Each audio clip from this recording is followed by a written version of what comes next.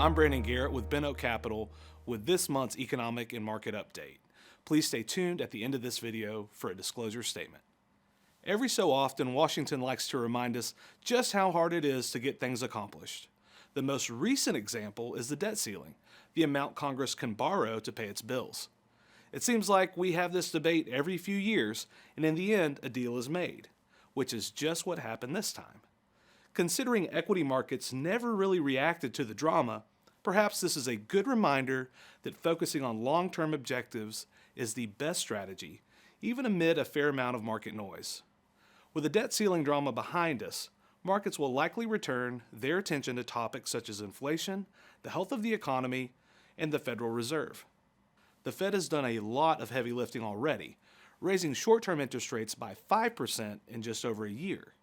Since rate hikes tend to have a long and variable lag, the Fed wants to see how those rate hikes more fully flow through the economy before its next move. The most recent Consumer Price Index report, for instance, shows that overall inflation has decelerated to only 4% on a year-over-year basis, a significant improvement from the 9.1% pace experienced a year ago. The Fed's goal has been to elevate the Fed funds rate and make the cost of borrowing money prohibitively expensive, to slow aggregate demand.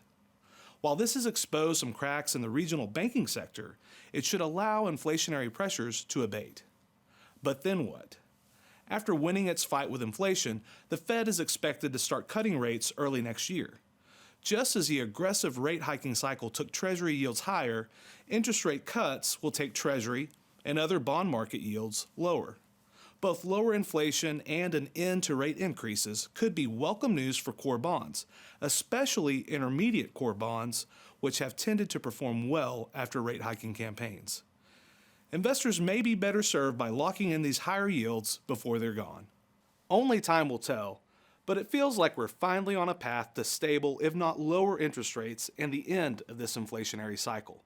Of course, there will be other challenges to deal with. That's just the dynamic nature of the market. But in the meantime, returning to the familiar, lower rates and the end of inflation is something we can all rally around. That's it for this month's video. If you have any questions, please email us at info@bentoakcapital.com or give us a call at 817-550-6750.